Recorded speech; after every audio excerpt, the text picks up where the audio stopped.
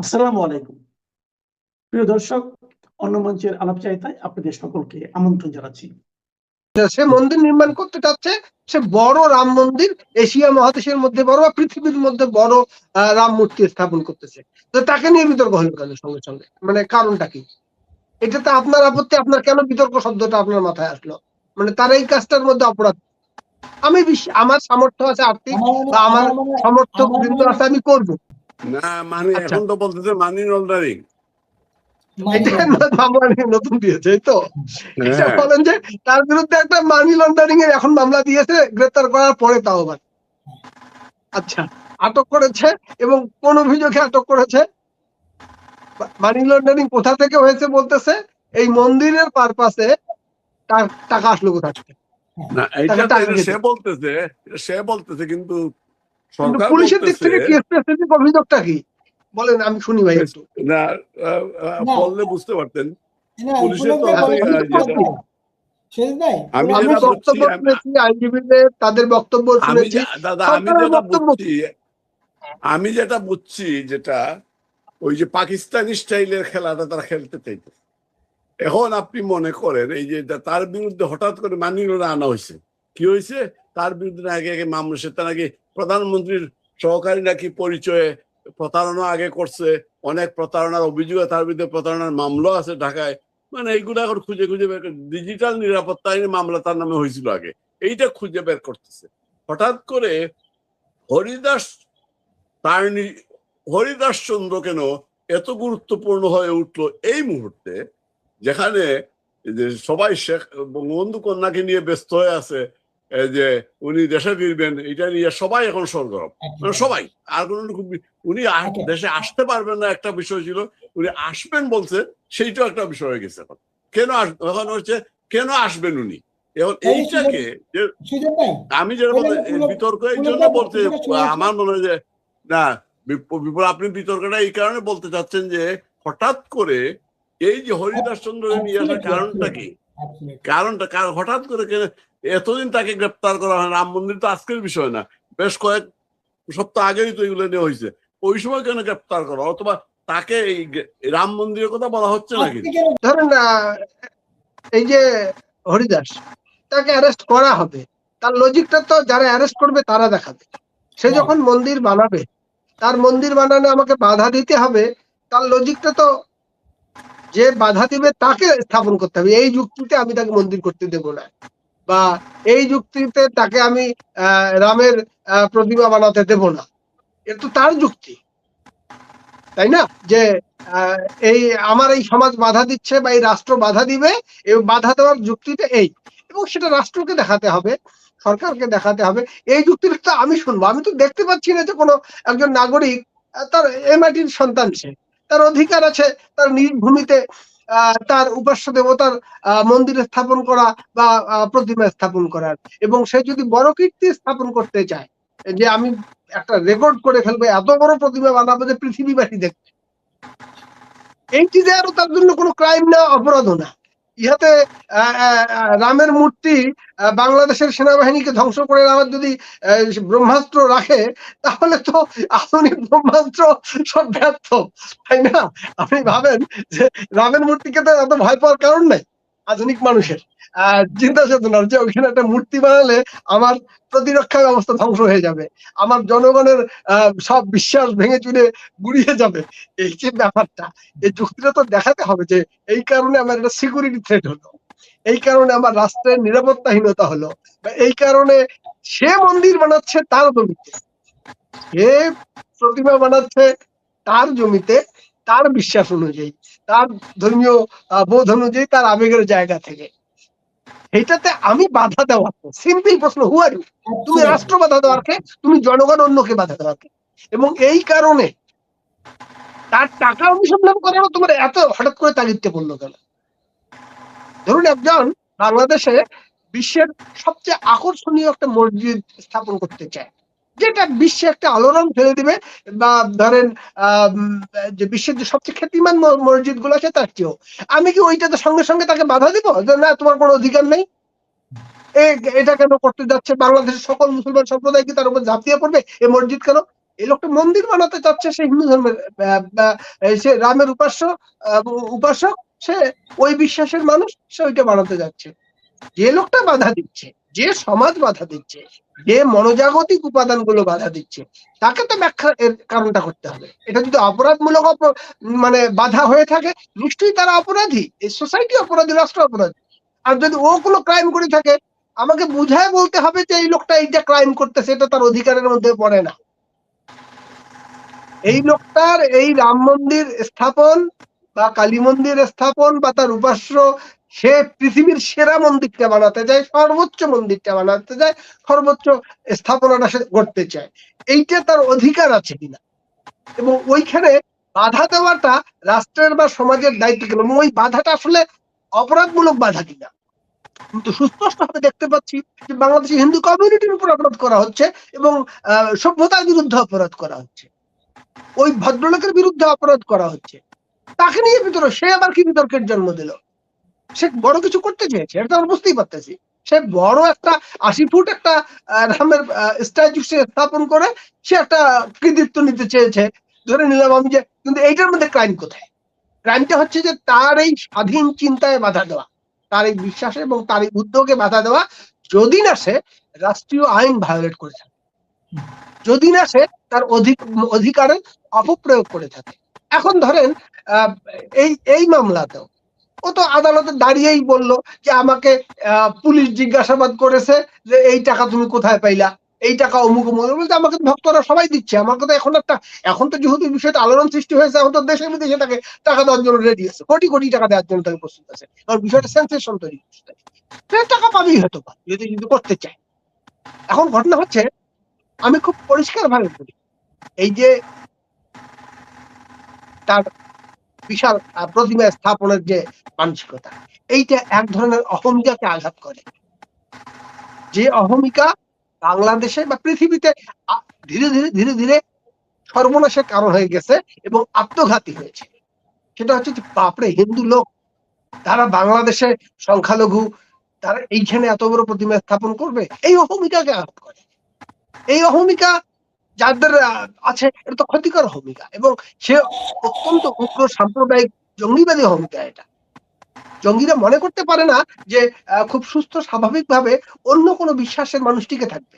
এটা ভয়ঙ্কর ফ্যাসিবাদী মানসিকতা, অপরাধমূলক মানসিকতা। সেই অপরাধমূলক মানসিকতা থেকে তাকে বাধা দেওয়া হচ্ছে। ধরুন হরিদাস খুব খারাপ লোক, সারা জীবন অনেক ঘুষ দুর্নীতি টাকা পয়সা লুটপাট করে সে অনেক টাকার মালিক হয়েছে, এখন সে মন্দির বানাবে। বাংলাদেশে মসজিদ মন্দির বানানোর ইতিহাস এরকম নাই যে মসজিদ বানায়, সারা বছর বেটা চুরি চামারি ডাকাতি করছে, এখন মসজিদে যেয়ে সে মসজিদ বানাবে, ওইখানে বড় দাঁত আসে, ওইখানে বড় চেয়ারটা পায়, মানে সঙ্গে সঙ্গে কি তার সম্পত্তি জানা হয় যে ও কোথার থেকে টাকা পাইলো? ও তো সারা জীবন চুরিদারি করছে, সেই লোকটাকে তো আপনার খোঁজেন না, এটা খুঁজতেছেন কেন? আমার সিম্পল প্রশ্ন যে ধর্মের লোকটা খুব খারাপ, আগে চুরি ডাকাতি করতো, আগে ওই যে কি নাম যেন শাস্ত্রে আছে না যে বাল্মীকি মুনি ছিল, মানুষ খুন করে বেড়াতো, এখন সে সাধু হয়ে গেছে, এই মুহূর্তে তার ওইটা কেন খুঁজতেছেন? তাকে তো অ্যারেস্ট করানোই হয়েছে সম্পূর্ণ ধর্মীয় কারণে, বাংলাদেশে হিন্দু জনজাগরণটাকে যেন মাথা উঁচু করে না দাঁড়াতে পারে এই জন্য। যে কারণে এই যে চিন্ময় কৃষ্ণ দাস, তাকে অ্যারেস্ট করা হয়েছে, ইসকনের সাধু, ঠিক একই কারণে। একটা বিষয় খুবই সুস্পষ্ট যে পৃথিবী এমন একটা জায়গায় চলে গেছে, সোশ্যাল মিডিয়া এবং সারা পৃথিবী এত বেশি কানেক্টেড যে বিষয়গুলোকে এখন আর আগের মতো করে গোপন রাখা যায় না। বাংলাদেশের এই 30% জনসংখ্যা, হিন্দু জনসংখ্যা আজ 8%-এর নিচে চলে এসছে। এই যে এটা একটা বিশ্বের জন্য রেকর্ড যে একটা জনগোষ্ঠী তারা দেশ স্বাধীনে সবচেয়ে বড় অবদান রেখেছে, সবচেয়ে বড় ত্যাগ, সবচেয়ে বড় ভিকটিম। আমার সকল রেকর্ড বলে যে টার্গেট করে বাংলাদেশের হিন্দু কিলিং হয়েছে এবং আওয়ামী লীগ কমিউনিস্ট কিলিং হয়েছে, এই তিনটে জনগোষ্ঠীকে টার্গেট করে একেবারে ঘোষিত ভাবে পাকিস্তানিরা তার বিরুদ্ধে দাঁড়িয়ে বাংলাদেশ তৈরি। সেই জনগোষ্ঠী বাংলাদেশের কমতে কমতে তারা নিজেরা ইনসিকিউর ফিল করতে করতে, তারা বিপন্ন বোধ করতে করতে, এবং এর রেকর্ডটাই না মানে রেগুলার ইন্টারভালে বা ইরেগুলার ইন্টারভালে, মানে নিয়মিত বিরতিতে বলি নাকি অনিয়মিত বিরতিতে বলি, সেটা হচ্ছে যে বড় বড় ঘটনা ঘটে। এই ধরেন রংপুরের পাগলাপীরে আহ গঙ্গাচড়ায় হাজার হাজার মানুষ গিয়ে হিন্দু বাড়ি ঘর ভেঙে দিয়ে আসলো, মন্দির ভেঙে দিল, রেপের ঘটনা ঘটলো, আর্মি পুলিশ পাহারা দিয়ে ঘটনাগুলো ঘটালো। এরকম ঘটনাটা নিয়মিত বিরতিতে বা অনিয়মিত বা ধরুন সংখ্যালঘুদের গাইবাদার পলাশ ইয়েতে সাঁওতাল পল্লীতে যে পুলিশ নিজে আগুন দিচ্ছে আমরা দেখতে পাচ্ছি। এগুলো কখনো নিয়মিত বিরতিতে, কখনো অনিয়মিত বিরতিতে বড় ঘটনা ঘটছে। আর প্রতিনিয়ত ঘটছে মাইনরিটিকে টার্গেট করে নানা ধরনের আক্রমণ। তো এই যে বাস্তবতায় যখন একটি জনগোষ্ঠী বাংলাদেশে নিশ্চিহ্ন হওয়ার, আমি একটা কথা এখানে শুধু টাচ করে যাই, যদি পরে আপনার ব্যাখ্যা ছাড়া আমি বলবো, this is crime against humanity. এইটাই মানবতার বিরুদ্ধে অপরাধ। যখন কোন জনগোষ্ঠীকে টার্গেট করে উচ্ছেদ করার চেষ্টা করা হয়, সেটা মানবতার বিরুদ্ধে। আমাদের যে অপরাধ, আন্তর্জাতিক অপরাধের যে কয়েকটা সংজ্ঞা আছে, তার মধ্যে একটা হচ্ছে একজন মানুষকেও যদি জাতিগতভাবে টার্গেট করে আপনি তাকে হত্যা করেন, ওই একটা মানুষ জেনোসাইডের আওতায় পড়বে, কারণ আপনি তাকে ওই জাতিটাকে নিশ্চিহ্ন করতে চেয়েছেন। এইটা হচ্ছে যে বাংলাদেশের যেটা হচ্ছে, এই অপরাধগুলো আন্তর্জাতিক অপরাধ ট্রাইব্যুনালে বিচারযোগ্য অপরাধ, এবং যেটা নিয়ে রাজনীতি জগতে দীর্ঘকালীন লালিত যে সাম্প্রদায়িক রাজনীতি, তারই রেজাল্ট আমরা এটা দেখতে পাচ্ছি। বাংলাদেশের হিন্দু জনগোষ্ঠী টার্গেট হচ্ছে, বিপন্ন বোধ করছে। এই বিপন্নতা থেকে বের করে আসার জন্য নতুন চিন্তা করেন। আসলে হরিদাস কোনো বিতর্কের বিষয়ই, হরিদাস একজন সাধারণ মানুষ, সে বড় একটা মন্দির স্থাপন করতেছে। সে যদি কোনো অন্য অপরাধ থাকে তার বিচারটাও ভিন্ন জিনিস, কিন্তু আমরা স্পষ্ট দেখতে পাচ্ছি অপরাধ করা হচ্ছে তার বিরুদ্ধে। চমৎকার ভাবে উনি আসলে আমি বুঝতে পারি প্রথম থেকে জিনিসটা উনি বুঝতে পেরেছি, কিন্তু জিনিসটা উনি যেভাবে নিয়ে আসার জন্য ওইভাবে যেভাবে নিয়ে আসতে চেয়েছেন এবং নিয়ে এসেছেন, কিন্তু ওই বিতর্কটা উনি ওইটা আলোচনাটা শুরু করলেন। ধন্যবাদ, আপনি একটা বিষয়টা চমৎকার বলেছেন। ওইটাই হচ্ছে ওই যে আপনি যে কথাটা বললেন জাতি গোষ্ঠীকে, এইটা হচ্ছে মানবতা মূল অপরাধের মূল সংজ্ঞা, এইটা হচ্ছে মূল সংজ্ঞা। এখন যে মানবতা অপরাধ বলে যে এই যে শেখ হাসিনাকে ফাঁসি দেওয়া হলো, আসাদুজ্জামান খান, এদেরকে, এটা মানবতা অপরাধ না। একে কোনো জাতিগোষ্ঠীকে নিশ্চিহ্ন করার বিষয় ছিল। এইখানে আইন শৃঙ্খলা বাহিনী তাকে পারমিশন দেয় আছে। সে যদি মনে করে সে তার প্রাণ রক্ষা এবং রাষ্ট্রীয় সম্পদ, জাতীয় সম্পদ রক্ষার জন্য সে গুলি করতেই পারে। যদিও আমরা জানি সেইখানে এই পুলিশ স্নাইপার ব্যবহার করে নাই। এখন শোনা যাচ্ছে স্নাইপার নাকি আওয়ামী লীগের বিরুদ্ধে সাজানোর জন্য স্নাইপার নাকি আওয়ামী লীগরা ব্যবহার করেছে। আমি জানি না কোত্থেকে নিয়ে আসে। এই যে বিষয়টা, এটা একটা পুরনো খেলা।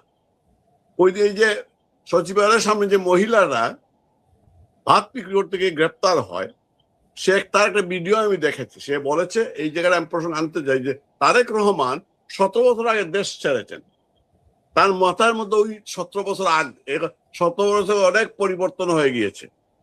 একইভাবে এই খেলাটা পাকিস্তান আমলের খেলা।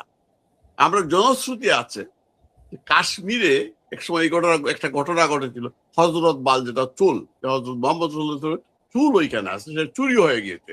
করে পাকিস্তানে একটা দাঙ্গা সৃষ্টি করা হয়।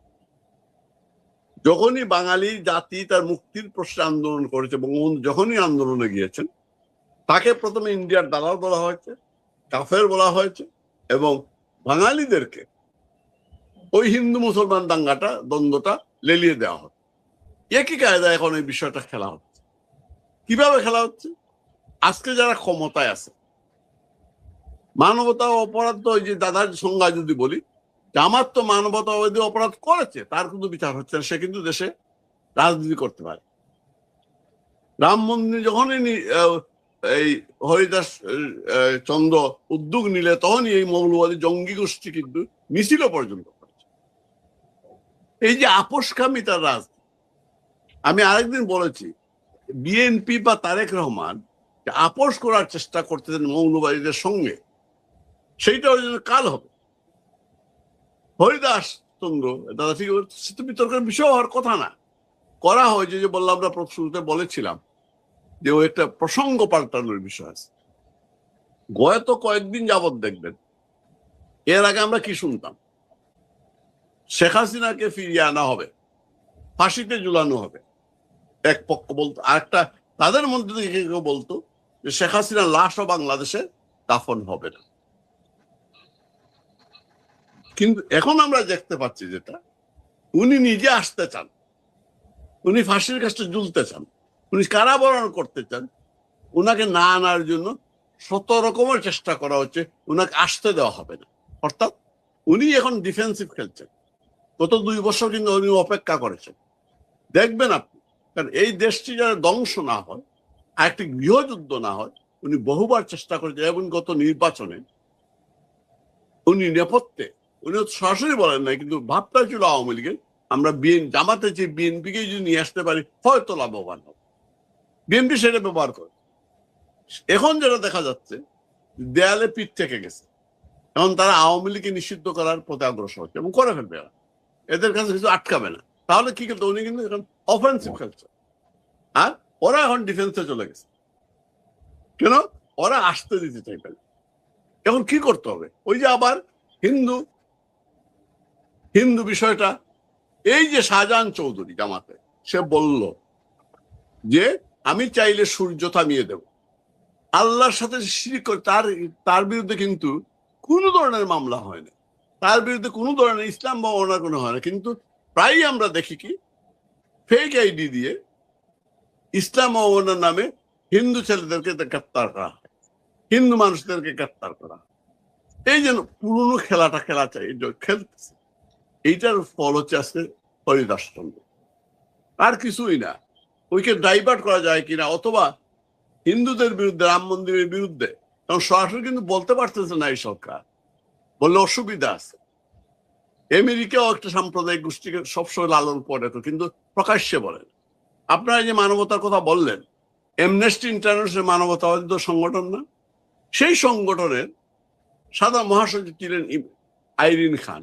তাকে এখন দেখা যাচ্ছে সে বিএনপির প্রতিমন্ত্রী মর্যাদা, সে ওইখানে স্থায়ী প্রতিনিধি। তাহলে মানবতাটা কোন জায়গায়? এই জিনিসটা আমি কেন বললাম, এই যে আজকে এরা চাইতেছে যে এটা হিন্দু একটা দ্বন্দ্ব সৃষ্টি করে, হিন্দু মুসলমান দ্বন্দ্ব সৃষ্টি করা যায় কি। চিন্ময়কে সেই কারণে গ্রেপ্তার করা হয়েছে। তো ওরা খেলতেছেন ভালো, ওরা যারা খেলতেছে দ্বন্দ্ব লাগানোর জন্য, দাঙ্গা করার জন্য, ওই সংখ্যালঘু যারা, তারা কিন্তু চেষ্টা করতেছেন যাতে দাঙ্গাটা না হয়। যেভাবে শেখ হাসিনা চেষ্টা করেছেন যাতে কোনো ধরনের সংঘাত দেশে না হয়। যখন উপায় থাকবে না, উপায় যখন থাকবে না, তো করবেটা কি?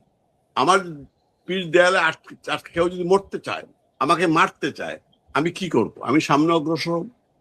আমাদের অবস্থা সেই জায়গায় দাঁড়িয়ে এই চিন্ময় দাস বা এই যে হরিদাস চাঁদের এই যে সাম্প্রদায়িক গোষ্ঠী বলেন, সংখ্যালঘু গোষ্ঠী, যা বা সবাই বাংলাদেশের নাগরিক, এবং বাংলাদেশে এদের সবার অধিকার প্রতিষ্ঠার জন্য কিন্তু ৭১ মুক্তিযুদ্ধ হয়েছে। মুক্তিযুদ্ধ তো সেই কারণেই হয়েছে। তাহলে কি করতো? আমাদের মুক্তিযুদ্ধের বাংলাদেশ করতে হবে।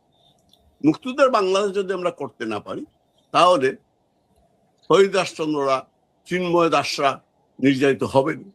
যখনই কেউ মুক্তির কথা বলবে, মানবতার কথা বলবে, তাদের বিরুদ্ধে ওই পুরনো কার্ডটা খেলে দেওয়া হবে। কিন্তু এরা বুঝে না যে আজকে 2026 সাল, ওই কার্ড পাকিস্তান আমলও কাজ করে নাই, মানুষের মনোজগতে কাজ করে না। আমরা যারা ছোটবেলা দেখেছি, চক্র শতাব্দীতে আমরা যাই নাই, মেলা হইতো, সেগুলো করে এখন নাই। এই যে মানুষের যে মনোজগতের যে বিষয়টা, এইগুলা করে মানুষের মনোজগতে পরিবর্তন আনা যায় না, কিছু মানুষকে সুযোগ সুবিধা দেয়া যায়। এই যে আপনি গঙ্গাচড়ার কথা বললেন, ওইখানে দেখবেন যখন হিন্দুদের সম্পত্তি দখল করা হয়, তখন আওয়ামী লীগ বিএনপি তফাৎ থাকে না, সবাই এক হয়ে যায়। ওই যে স্বার্থ, এই জায়গাটা আপনাকে হাত দিতে হবে। মনোজগৎটা ওরা যতই চেষ্টা করুক না করুক, মানুষের মনোজগৎ থেকে যে সেকুলারিজমের যে বিষয়টা, এটা কিন্তু আমরা কিন্তু জন্মগত পেয়েছি। এবং আমি শেষ করতেছি বিপুল, আমার দেশে আমি শেষ করতেছি এই বলে, আপনি দেখবেন আমাদের প্রাচ্যে যে ধর্মের প্রচার, যে হিন্দু বলেন, বৌদ্ধ ধর্ম, মুসলমান, সবাই কিন্তু অলিয়া উলিয়া দরবেশ সন্ন্যাসীদের মাধ্যমে হয়েছে, গৌতম বুদ্ধের মাধ্যমে হয়েছে শান্তির বাণী। আর আপনি আফগানিস্তান, পাকিস্তান, ইরান, ইরাক দেখবেন ওইখানে অস্ত্র দিয়ে হয়েছে ধর্ম। আমরা যে ধর্মটা আমরা যে বিশ্বাস করি, সেইখানে সংঘাতের কোনো জায়গা নেই। পাকিস্তানের সংঘাতের জায়গা আছে, আফগানিস্তানে আছে, আমাদের সংঘাতের জায়গা নেই। শুধু আমাকে সেই জায়গায় ফিরতে হবে, সেই জায়গায় ফিরতে হবে। বাঙালিত্ব হইতে হবে, আমাদেরকে বাঙালি হইতে হবে। বাঙালি হওয়া ছাড়া আমাদের কোনো মুক্তি নেই। ধন্যবাদ। রাষ্ট্রের যখন রাষ্ট্রের প্রধান হাতিয়ার হয়ে যায়, তখনই রাষ্ট্রে হরিদাস পাল আর অন্য পালরা এই অবস্থায় পতিত হবে। এটা তো নতুন কিছু না। একটি প্রবাদ আছে, ভণ্ডরা পুজিছে ধর্মগ্রন্থ, মূর্খেরা শুন সবাই। রাষ্ট্র চলে গেছে এখন ওই অবস্থা। এদেশে ভণ্ডরা ধর্মগ্রন্থের উন্মাদনায় মেতে রয়েছে, আর এই রাষ্ট্রকে এখন নানাভাবে নানা দিকে প্রবাহিত করছে এই ধর্ম ব্যবসায়ীরা। কথিত তৌহিদি জনতা তাদের ঈমান, আমল, ধর্মকে রক্ষার জন্য তারা প্রতিনিয়ত গঙ্গাচড়ায় যে রাম মন্দির নির্মাণ করা হচ্ছে তার বিরুদ্ধে তারা বিভিন্ন ধরনের আন্দোলন সংগ্রাম তারা করে যাচ্ছে, তাই না? গঙ্গাছড়াতে এখন রাম মন্দির নির্মাণ হলে তো আমাদের তৌহিদি জনতার দিলে আঘাত লাগবে, কারণ ওখানে রাম সাহেব বসে থাকবে। বসে যদি তৌহিদি জনতা যদি মসজিদে নামাজ পড়তে যায়, আর ওই রাম মূর্তি যদি ওখান থেকে ডাক দেয়, এই আসো এদিকে চলে আসো, ওখানে গিয়ে কি করবে, আমার চরণে আসো, তখন তৌহিদি জনতার ঈমান নষ্ট হয়, ঈমান ভ্রষ্ট হয়ে দৌড়ে রাম মন্দিরের এখানে চলে আসবে সেজদা দিতে। তো যার কারণে তৌহিদি জনতারা মনে করেছে যে এটাকে ভাঙতেই হবে। এখানে রাম কেন হবে? এই দেশে তো রাম হতে হবে না, এই দেশে হতে হবে কোনো ভণ্ড ধর্ম ব্যবসায়ীদের মূর্তি, এই দেশে হতে হবে কোনো ভণ্ড ধর্ম ব্যবসায়ীদের বড় কোনো কথিত কারখানা, তাই না? যেখান থেকে জঙ্গি উৎপাদন হবে, যেখান থেকে মৌলবাদের চারণ ভূমি তৈরি করা যাবে। সেই জন্য তো আমাদের রাষ্ট্রীয় মদদে এই ধরনের কর্মকাণ্ড পরিচালিত হচ্ছে। কিছু নৈতিক প্রশ্ন বাংলাদেশের সামনে এসে দাঁড়িয়েছে। প্রথম প্রশ্ন হচ্ছে, আমাদের দেশ কি স্বাধীন সার্বভৌম রাষ্ট্র হিসেবে এখন আছে? আমরা কি বলতে পারি যে আমাদের বাংলাদেশটি একটি স্বাধীন সার্বভৌম রাষ্ট্র? দ্বিতীয় প্রশ্ন, এই দেশে যারা এখন আপনারা যাদেরকে সংখ্যালঘু বলছেন, হিন্দু, বৌদ্ধ, খ্রিস্টান সম্প্রদায়কে, এই দেশের সংখ্যালঘু সম্প্রদায় বর্তমানে হচ্ছে মুক্তিযুদ্ধের সপক্ষের যত মানুষ আছে সবাই সংখ্যালঘু।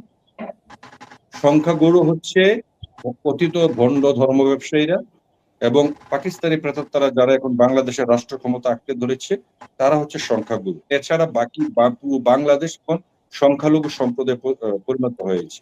সেখানে আজকে এক হরিদাসকে আটক করেছে, কালকে আরেকজনকে আটক করবে। রাষ্ট্রের তো কাজ হচ্ছে কি, রাষ্ট্র যখন দেখে যে তার স্বাভাবিক কাজকর্ম জনগণের জন্য যখন রাষ্ট্র কোনো পারপাস সার্ভ করতে পারবে না, তখন রাষ্ট্র এই ধরনের কর্মকাণ্ড চলমান রাখে। হঠাৎ করে আজকে কেন হরিদাসকে আটক করতে হলো? আজকে কেন হরিদাসের বিষয়টা সামনে নিয়ে আসা হলো? এখানে দু তিনটি প্রশ্ন সামনে আসে। প্রথম প্রশ্ন হচ্ছে, শেখ হাসিনা ভারত থেকে বাংলাদেশে ফিরে আসার একটা আলটিমেটাম তিনি ঘোষণা করেছে। তাহলে ভারতকে টাইট দিতে হলে হরিদাসকে আটক করতে হবে, প্রথম প্রশ্ন এটা। দ্বিতীয় হচ্ছে, সারা বাংলাদেশে বিশেষ করে চট্টগ্রাম দক্ষিণাঞ্চলে যেভাবে ভয়াবহ বন্যা পরিস্থিতির কবলে পড়েছে, এখন বন্যা পরিস্থিতি থেকে সরকার তো সেটাকে কোনোভাবেই জনগণের পক্ষে দাঁড়াতে পারেনি বন্যার্তদের কাছে। সেখানে আপনারা জানেন যে একটি পরিবারের জন্য 1 প্যাকেট বিড়ির সমান টাকা বরাদ্দ করছে, 3.2 কেজি চাল আর 28 টাকা করে মাথা পিছু বরাদ্দ করেছে সরকার। এখন 1 প্যাকেট বিড়ির দাম মনে হয় 30 টাকা এখন। তো যেহেতু 1 প্যাকেট বিড়িরও কম দামে টাকা বরাদ্দ করেছে, তো এখন রাষ্ট্রের তো চিন্তা ভাবনা বা মানুষের দৃষ্টিভঙ্গি এখন অন্যদিকে নিতে হবে। অন্যদিকে নিতে হলে কি করতে হবে? হরিদাসকে আটক করতে হবে। আরেকটি বিষয় আপনারা খেয়াল করেন, বাংলাদেশে বর্তমানে আইন শৃঙ্খলা পরিস্থিতির যে ভয়াবহ অবনতি চলছে, যেভাবে চারিদিকে রাষ্ট্রীয় মদদে সন্ত্রাসী কর্মকাণ্ড পরিচালিত হচ্ছে, এই রাষ্ট্রীয় মদদে যে সন্ত্রাসী কর্মকাণ্ড পুরো বাংলাদেশ জুড়ে আইন শৃঙ্খলার ভয়াল পরিস্থিতি তৈরি হয়েছে, সেটাকে রাষ্ট্র সামাল দিতে পারছে? সেটা যখন সামাল দিতে পারছে না, তখন হরিদাসকে আটক করা বাধ্যতামূলক। কারণ হরিদাস রাষ্ট্রের আইন শৃঙ্খলা ভেঙে ফেলেছেন। হরিদাসের রাম মূর্তি নির্মাণের ফলে রামের ওখান থেকে মূর্তি থেকে যে ধরনের বিষ বাষ্প উৎপাদিত হবে, সেই বিষ বাষ্পে বাংলাদেশের টোটাল তৌহিদি জনতার মুসলিম সম্প্রদায় সবাই হিন্দুতে রূপান্তরিত হয়ে যাবে। আমাদের ধর্মীয় চেতনা সাই করে আমাদের অন্যদিকে প্রবাহিত হয়ে যাবে। আমাদের ইমানদণ্ড যেগুলো খারাপ হয়েছিল সেগুলো নেতিয়ে পড়বে। তাহলে তো আমাদের হরিদাসকে গ্রেপ্তার করতেই হবে, কারণ হরিদাস রাষ্ট্রের ইমানদণ্ডের জন্য হুমকি স্বরূপ। হরিদাস তৌহিদি জনতার উত্তেজনা বর্ধনে কাজ করেছে। হরিদাস এদেশের মুসলিম সম্প্রদায়ের মুসলমানের ইমানে আঘাত এনেছে। হরিদাস অনেক বড় অপরাধী। সুতরাং রাষ্ট্র হরিদাসকে আটক করে সঠিক কাজটি করেছে। এখন হরিদাসকে যারা আটক করেছে, আমি অনুরোধ করব রাষ্ট্রের একটি নতুন ঘোষণাপত্র করা উচিত, যাতে করে হরিদাসের আটকের মাধ্যমে তৌহিদি মুসলিম জনতা এবং আমাদের পুলিশ সম্প্রদায় যেন চেলচেলায় জান্নাতে চলে যেতে পারে, কারণ জান্নাতের কাজ করেছে তারা, তাই না? অনেক বড় অপরাধীকে ধরে ফেলেছে। হিন্দু ধর্মকে তারা, হিন্দু ধর্ম পালনে তারা বাধা প্রদান করতে পেরেছে। এটা রাষ্ট্রের বিশাল সফলতা। আপনারা ওটাকে ওইভাবে দেখেন। আপনারা কেন হরিদাসকে নিয়ে আপনারা করছেন? হরিদাস বাংলাদেশের জন্য আতঙ্ক, হরিদাস মুসলিম সম্প্রদায়ের জন্য আতঙ্ক, হরিদাস ইসলামের জন্য আতঙ্ক। তো ইসলামের জন্য যারা আতঙ্ক, মুসলিমদের জন্য যারা আতঙ্ক, রাষ্ট্র যদি যেখানে হিন্দু রাষ্ট্র হয়ে যায়, সেটা রাষ্ট্র যথাযথ ব্যবস্থা নেবে এবং রাষ্ট্র তার সঠিক কাজটি করেছে বলে আমি মনে করি। কিন্তু প্রশ্ন হচ্ছে, আমার এই সোনার বাংলা কি সোনার বাংলা আছে? আমার এই বাংলাদেশ কি বাংলাদেশ আছে? আমরা তো এখন ইসলামিক স্টেট অফ পূর্ব পাকিস্তানে আমরা ধাবিত হয়েছি। আমাদের হানাদার বাহিনী প্রধান দাড়ি-টাড়ি রেখে পুরো মানে মুসলিম উম্মার শ্রেষ্ঠ পঞ্চম খলিফা হিসেবে আবির্ভূত হয়েছে। তার তৌহিদি বাহিনী, আপনার ওই যে দেখেন ভিডিও ভাইরাল হয়, রংপুর নাকি কারা দখল করে ফেলেছে, সেটা নাকি এখন গাজাতুল হিন্দ করে রংপুর উদ্ধার করতে হবে, সে জোশে ভিডিও ভাইরাল করছে, সৈনিকদের উত্তেজনায় করছে, রংপুরে নাকি মার্চ করে রংপুর বেদখল করবে। তো এই যে বাংলাদেশে যা চলছে, এই নাটক, সিনেমা, যা যা বলবেন, এগুলা নিয়ে আমরা কেন আলোচনা করি? এগুলা নিয়ে আমরা কেন আলোচনা করি? আজকে আরেকটা প্রশ্ন দেখেন, আপনারা অনেকে অনেক কিছু বলছেন, আমি শুনছিলাম, এই হরিদাস যদি আজকে ওই এলাকায় আশেপাশে যতগুলা এই তৌহিদি যৌনতার কথিত মাদ্রাসা আছে, যেগুলো থেকে আমাদের মুসলিম তৈরি হয়, জঙ্গি মুসলিম তৈরি হয়, এই মুসলিম গুলা কারখানা, এই জঙ্গি তৈরির কারখানাগুলোকে যদি বলতে, ঠিক আছে তোমাদের প্রত্যেককে আমি 5 লাখ টাকা করে দিব, আপনারা দেখতেন যে এই তৌহিদি যৌনতা নিজেরা রাম মন্দিরের ইট মাথায় করে নিয়ে ওখানে দিয়ে আসে, ওইখানে সক্রিয়ভাবে তারা রাম মন্দির নির্মাণের করতে, অংশগ্রহণ করতে। তখন কিন্তু হরিদাসদের টাকা, ওই যে তৌহিদি জনতার আপনার কিনা বলে মাদ্রাসা বা এতিমখানায় দিলে তখন কিন্তু এই টাকা হালাল টাকা, এটা কিন্তু নাজায়েজ টাকা হতো না। এই টাকা হিন্দু টাকা হতো না, এই টাকা সংখ্যালঘু টাকা হতো না, এই টাকা অন্য টাকা হতো। তখন এই টাকা হয়ে গেল, এখানে আল্লাহর আশীর্বাদ আছে। এখানে এমন কোন ভাবে সে স্বপ্নে দেখেছে যে যাতে করে রাম মন্দির নির্মাণে মাদ্রাসাগুলোতে দান করলে ভবিষ্যতের সম্প্রীতি, ধর্মীয় সম্প্রীতি বজায় থাকবে। এই জন্য হরিদাস পাল 50 লক্ষ টাকা বিভিন্ন মাদ্রাসা এতিমখানাতে দান করেছেন। সবাই চিল্লায় বলেন আলহামদুলিল্লাহ, তাই তো? এই হচ্ছে আমার সোনার বাংলাদেশের সোনার ছেলেদের চিন্তা ভাবনা। দেখেন বিপুল ভাই, আমরা বাংলাদেশে আজকে যে পরিস্থিতিতে আছি, এই পরিস্থিতিটা স্বাভাবিক, এটা অস্বাভাবিক কোনো পরিস্থিতি না। এখানে বেশ কিছু কোশ্চেন বাংলাদেশের সামনে এসে দাঁড়িয়েছে। এখন এই কোশ্চেন মার্কগুলো প্রতিনিয়ত রেজ করছে কারা?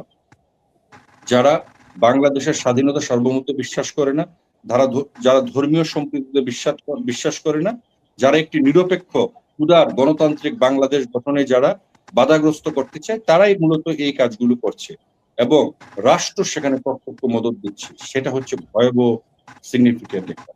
একটা রাষ্ট্র সন্ত্রাসীদের হাতে জিম্মি, রাষ্ট্র উগ্র মৌলবাদী চক্রের হাতে জিম্মি, রাষ্ট্র ইসলামিক সন্ত্রাসীদের হাতে জিম্মি। এখন রাষ্ট্র যদি আমাদেরকে সেদিকে ঠেলে নিয়ে যায়, রাষ্ট্র যদি আমাদেরকে বাধ্য করে সে পথে যেতে, তাহলে রাষ্ট্র আইন শৃঙ্খলা রক্ষাকারী বাহিনী কি করবে? তারা তো আজ্ঞাবহ গোলাম রাষ্ট্রের। এখন সরকার যদি তাদেরকে এই ধরনের নির্দেশ প্রদান করে যে হরিদাস বাংলাদেশের ইসলামিক মৌলবাদী রাষ্ট্র গঠনে একটি চরম হুমকি, তাহলে হরিদাসকে আটক করবে। আর দ্বিতীয় প্রশ্নটি আমি যেটা বলেছিলাম যে শেখ হাসিনার বাংলাদেশে আসার আলটিমেটাম, যেহেতু উনি ভারতে আছেন, এখন ভারতকে টাইট দিতে হলে তো চিন্ময় আছে, এখন নতুন করে হরিদাসকে নিয়ে আসছে, কারণ ভারত রিকোয়েস্ট করার পর চিন্ময় দাসকে কিন্তু মুক্তি দেয়নি।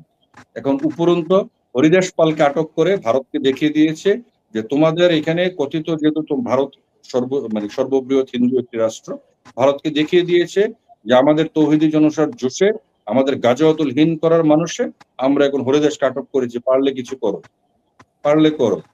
এখন ভারত কি করবে এটা ভারতের সিদ্ধান্ত। যেহেতু ভারতের, আপনারা জানেন যে বাংলাদেশে নিযুক্ত যে ভারতের হাই কমিশনার তিনি সেখানে গিয়েছিলেন, এই রাম মন্দির ইয়েতে নির্মাণ ইয়েতে। এখন হরিদাসের অ্যাকাউন্টে কত টাকা এসেছে এই টাকার হিসাব নিতে হবে।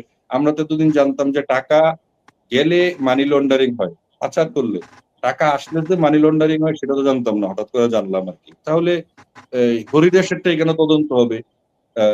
আমাদের যে বাংলাদেশের যে কথিত এখন বড় বাবা আমেরিকার যে রাষ্ট্রপতি যে বলেছেন $29 বিলিয়ন বাংলাদেশে এই মানুষকে দেওয়া হয়েছে, ওদের তো আটক করলেন না, ওদের অ্যাকাউন্টের হিসাব তো নিলেন না। এবং এই বাংলাদেশে যে ইসলামিক যত অর্গানাইজেশন গুলো আছে, আপনারা জানেন যে তুরস্ক, কাতার, কুয়েত, পাকিস্তান থেকে অনেক টাকা বিভিন্ন ইসলামিক গোষ্ঠীর মাধ্যমে বাংলাদেশে আসে, যেগুলোতে জঙ্গি ফিনান্স হয়। এবং এই যে বাংলাদেশে তথাকথিত জঙ্গিদের উত্থান হয়েছে, এই জঙ্গিদের ফিনান্সের ব্যাপারে রাষ্ট্র কি কোনো ব্যবস্থা নিয়েছে? আজকে দেখেন কয়েকদিনের মধ্যে আমরা বেশ কিছু উগ্রবাদী সন্ত্রাসী জঙ্গি গোষ্ঠীকে আমরা বাংলাদেশে আটক করতে দেখেছি। রাষ্ট্রের কাছে প্রশ্ন রাখি, আজ পর্যন্ত কোনো হিন্দু, বৌদ্ধ, খ্রিস্টান বা অন্য সম্প্রদায়ের কোনো মানুষকে কি রাষ্ট্রীয় সন্ত্রাস বা ধর্মীয় সন্ত্রাসে বাংলাদেশে কোথাও আটক হতে দেখেছেন? কেউ কি বাংলাদেশের রাজনৈতিক অস্থিরতা নষ্টে এ পর্যন্ত কোন সংখ্যালঘু সম্প্রদায়ের কোনো মানুষের সংযুক্তি আপনারা পেয়েছেন? এবং এই রাষ্ট্র যতবার আক্রান্ত হয়েছে, এই রাষ্ট্রকে যতবার বাধাগ্রস্ত করা হয়েছে, সব সময় করা হয়েছে কি ইসলামের নামে, ধর্মের নামে, উগ্রবাদিতার নামে। এখানে অন্য কোন সম্প্রদায়ের মানুষ এই রাষ্ট্রের অগ্রগতিতে বা রাষ্ট্রের বিরুদ্ধে গিয়ে তারা কখনো কোনো ধরনের সন্ত্রাসী কর্মকাণ্ড পরিচালনা করেনি। আপনারা বাংলা ভাই বলেন, ইংরেজি ভাই বলেন, আরবি ভাই বলেন, ফার্সি ভাই বলেন, সব ভাইরা কিন্তু আমাদের তথাকথিত মানে বিশ্বের বৃহৎ মানে কি বলবো, কি জনগোষ্ঠী যেন, শান্তিপ্রিয় জনগোষ্ঠী, আমাদের পীরে কামেল হযরতদের গোষ্ঠী থেকে এসেছে, তাই না? মুসলমান থেকে এসেছে। আমি নিজেও একজন মুসলমান, যদি এখন নিজেকে লজ্জা পাই নিজেকে মুসলিম হিসেবে পরিচয় দিতে। বাংলাদেশে 5ই আগস্টের পরে যে কর্মকাণ্ড বাংলাদেশে এই তথাকথিত ইসলামিক ভণ্ডরা ধর্মের নামে যে বেলাল্লাপনা বাংলাদেশে পরিচালনা করছে, আজকে প্রত্যেকটা মসজিদ বাংলাদেশে আপনি দেখবেন শুক্রবারে নামাজে গেলে আপনারা দেখবেন পরিকল্পিতভাবে সংখ্যালঘু সম্প্রদায় সহ রাষ্ট্রের অন্যান্য সম্প্রদায়ের উপর হামলা করার জন্য তারা নানা ধরনের ওয়াজ নসিহত করে। রাষ্ট্র কিন্তু ওগুলাকে অ্যাড্রেস করে না। রাষ্ট্র ধরবে কাকে? হরিদাসকে। কারণ হরিদাস তো রাষ্ট্রের ধর্মকে নিয়ে অন্যদিকে চলে যাচ্ছে। কারণ রাম বাঁশি বাজালে তো ওখান থেকে তথাকথিত সমস্ত মুমিন মুসলমানরা ইমানদণ্ড নেতিয়ে পড়ে ওই রাম মন্দিরে চলে যাবে। তাহলে এই রাষ্ট্রকে এখন কি করবে? রাষ্ট্র এখন যে কাজটি করা উচিত, রাষ্ট্র হচ্ছে বাংলাদেশে যেমন আওয়ামী লীগকে এলিমিনেট করে মানসিকতা করেছে, পুলকদা যেটা বলেছিলেন যে পরিকল্পিতভাবে মানবতার বিরুদ্ধে যে অপরাধ রাষ্ট্র সংগঠিত করে চলেছে এবং একটি জাতি গোষ্ঠী নিধনের উদ্দেশ্যে রাষ্ট্র এখন যে ধারায় পরিচালিত হচ্ছে, আমার মনে হয় যে হরিদাস তার বাহিরের কেউ না। হরিদাস ওই জাতি গোষ্ঠীর মধ্যেই পড়েছে। কারণ তাদের একটা বিশ্বাস আছে যে সংখ্যালঘু সম্প্রদায়ের অধিকাংশই স্বাধীনতার পক্ষের শক্তিকে ভোট দেয়, যেহেতু তারাও ওই জাতি ধর্ম গোষ্ঠীর পক্ষেই পড়বে। তো সুতরাং এই রাষ্ট্রটিকে, আমি শেষ করি, এই রাষ্ট্রটিকে এখন সিদ্ধান্ত নিতে হবে যে রাষ্ট্র কি এই উগ্র মৌলবাদী জঙ্গি সন্ত্রাসীদেরকে নিয়ে বাংলাদেশ থাকবে, না একটি নিরপেক্ষ সার্বভৌম স্বাধীন বাংলাদেশ, একটি মানবিক রাষ্ট্র গঠনে যারা সহায়তা করে মুক্তিযুদ্ধের চেতনার সপক্ষের শক্তির মানুষকে নিয়ে এই বাংলাদেশ থাকবে। সিদ্ধান্ত রাষ্ট্রের। ধন্যবাদ। হরিদাস চন্দ্র তরুণী দাসের বিরুদ্ধে 9,35,00,000 টাকা অর্থ পাচারের অভিযোগে রোববার মামলা করেছে সিআইডির ফাইন্যান্সিয়াল ক্রাইম ইউনিট। সিআইডির এক সংবাদ বিজ্ঞপ্তিতে বলা হয়েছে, একবারে ডিরেক্টলি কোর্ট ওদের বিজ্ঞপ্তি, হরিদাসের বিরুদ্ধে সরকারি চাকরি, বদলি, হুন্ডি ও সংঘবদ্ধ অপরাধের বিষয়ে অভিযোগ থাকায় সিআইডি প্রাথমিক অনুসন্ধান করে। তাতে দেখা গেছে বৈধ কোনো আয়ের উৎস না থাকলেও তার বিভিন্ন ব্যাংক ও মোবাইল ফাইন্যান্সিয়াল সার্ভিস হিসেবে 9,35,00,000 টাকা জমা হয়েছে এবং এর প্রায় সবই তিনি উত্তোলন করেছেন, যা সন্দেহজনক বর্ণনা করে সিআইডি বলেছে দেশের বিভিন্ন স্থানে, বাইরের না কিন্তু দেশের, শব্দটা সিআইডির বিবৃতি, দেশের বিভিন্ন স্থানের নানা ব্যক্তি বিপুল পরিমাণ অর্থ হরিদাসের ব্যাংক হিসাবগুলোতে জমা করেছেন, যা তার পেশার সঙ্গে সামঞ্জস্যপূর্ণ নয় বলে বিজ্ঞপ্তিতে বলা হয়েছে। এখন রাম মন্দির বা রামের বিগ্রহ স্থাপনের জন্য এই বাংলাদেশেই হিন্দুদের 1-1.5 কোটি মানুষ, তাই না? যদি 100 টাকা করে দেয় তাহলে এই মন্দিরটা স্থাপন করতে 100 কোটি টাকা হওয়া খুব বেশিক্ষণ লাগে না।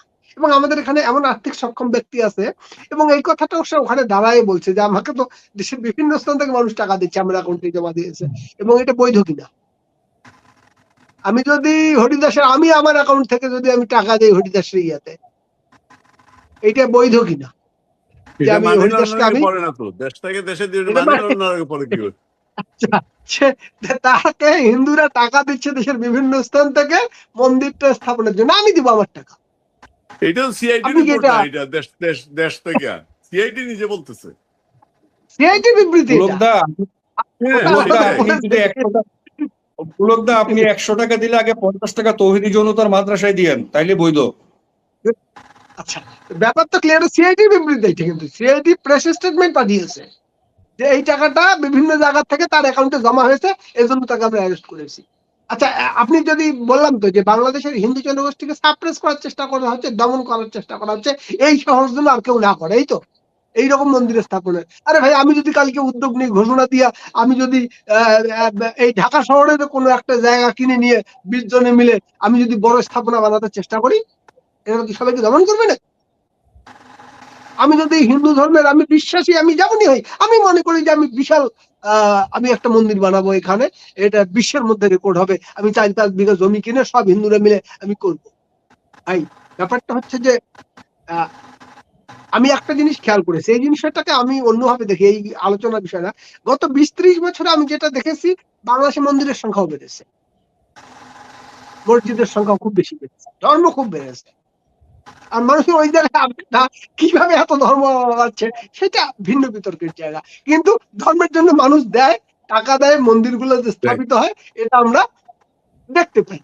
এবং আরেকটা হচ্ছে কি, মানুষের ইকোনমিক এবিলিটিও বেড়েছে। তো শেখ হাসিনার 17 বছর যেটাতে আমাদের বড় আপত্তি, এই 17 বছরে অতি দরিদ্রের সংখ্যা কমেছে, মানুষের একটা অর্থনৈতিক সক্ষমতা মানুষের আসলে মানুষ নতুন নতুন ভাবনাগুলো মানুষের মধ্যে মনে হয় তৈরি হয়। এই সক্ষম মানুষরা বিভিন্ন রকম স্থাপনতা মানে তাদের ধর্মীয় বিশ্বাসের জায়গা থেকেই বেশি সাধারণত মানুষ করতে চায়। অন্যান্য মানবিক কাজ হয়তো বা করে, মানবিক কাজগুলোকেই হয়তো বা, যেমন আমার মতো মানুষ বেশি ধর্মের বলে মনে করি, কিন্তু মন্দির, বিগ্রহ, মসজিদ এইসবের প্রতিও মানুষের একটা আগ্রহ আছে। কোটি কোটি টাকা সারা জীবন নানা রকম 2 নম্বরই করে যারা কামাই করে, তারা সাধারণত বেশি বড় বড় মসজিদ বানানোর ক্ষেত্রে ওই মসজিদ কমিটির সভাপতি তারাই হতে পারে। গরিব মানুষ কিন্তু মসজিদ কমিটির, ওই মাদ্রাসা কমিটির সভাপতি হইতে পারে না। আর অঢেল টাকার মালিক হওয়াটাও যায়, এটা স্পষ্ট ভাবে যে খুব ভালো পন্থায় এত টাকা আয় করা খুব কঠিন আমাদের মতো দেশে। তো তারাই তো হয়। সবচেয়ে বেশি সামর্থ্যবান মানুষ না হলে, সন্ত্রাসী না হলে টাকা রক্ষাও করা যায় না। যারা বেশি দেখবেন যে আর্থিক টাকা আছে, তারা 2-4টা গুন্ডা মাস্তানও বেশি পালতে পারে। এটা হচ্ছে অর্থনৈতিক সাইড। ওইগুলোর কথা বাদ দেন, সিম্পলি বোঝা যাচ্ছে যে হিন্দু সমাজের মন্দির স্থাপন, রামের বিগ্রহ স্থাপন, এইটা এরা করতে দেবে না। আচ্ছা, আর সাম্প্রদায়িক রাজনীতিটাই তো এদের শক্তির মূলক। এই যে আমি আজকে যখন লিখেছি, ওখানে একজন প্রশ্ন করেছে যে তারেক রহমান সম্পর্কে, যে তারেক রহমান কি নিজের জঙ্গিবাদী হয়ে গেল না? কোনো ভাই, আমি কোনো বাদটা তারেক রহমানের আছেই মনে করি না। মানে সে এই মতবাদ ও মতবাদ, এর কোনো মতবাদ নাই, এর ক্ষমতা দরকার। আমি যেটা বুঝি, ওর ক্ষমতা দরকার, পৈতৃক সূত্রে সে সাম্প্রদায়িক রাজনীতি ইনহেরিট করে, উত্তরাধিকার সূত্রে প্রাপ্ত সাম্প্রদায়িক রাজনীতি, ওইটাকে সে কার্ড হিসেবে ব্যবহার করতেছে। একটা বেসিক ডিফারেন্স হচ্ছে মাঠের রাজনীতি করে আসা এইরকম মানুষগুলো এরা নয়। শেখ হাসিনা সারা জীবন মাঠের, আপনাকে একটা মানে যে ব্যাপারটা আপনারা মানে বারবার এনেছেন আলোচনাতে, যে শেখ হাসিনা স্বদেশ প্রত্যাবর্তন করার জন্য ঘোষণা দিচ্ছেন, উনি ডিসেম্বরে চলে আসতে চান, বাংলাদেশের মুক্তিযুদ্ধের বিজয়ের মাসেই আসতে চান। এই ঘোষণাটা আমি জানি না উনি আসতে পারবেন কিনা, মানে বাংলাদেশের বাংলাদেশের আওয়ামী লীগের লোকজন বা তার সমর্থকরা এখন তৈরি করতে পেরেছে কিনা, কিন্তু এটা শেখ হাসিনার দ্বারা সম্ভব। 17 বছরের বেশি সময় তারেক রহমান পলাতক ছিল লন্ডনে। মায়ের মৃত্যুর পূর্ব মুহূর্তেও তারা কইতে হয়, আমার সিদ্ধান্ত আমি একা নিতে পারি না। That is the difference between Sheikh Hasina আর তারেক রহমান। শেখ হাসিনা তার সিদ্ধান্তটা নিতে পারে, যখন দেশে আসলে তার প্রধানমন্ত্রী হওয়ার সম্ভাবনা না, জেলে যাওয়ার সম্ভাবনা, সেই সময় তিনি দাঁড়িয়ে বলছেন জেলে দেবো বা প্রয়োজনে মারা যাবো, আমি আমার দেশে ফিরবো, একদম ফাঁসির কাছে জেলার সম্ভাবনা, আমি ফাঁসি হওয়ার সম্ভাবনা, সে সময় বলছে আমি দেশে ফিরে যে এটা ফেস করব।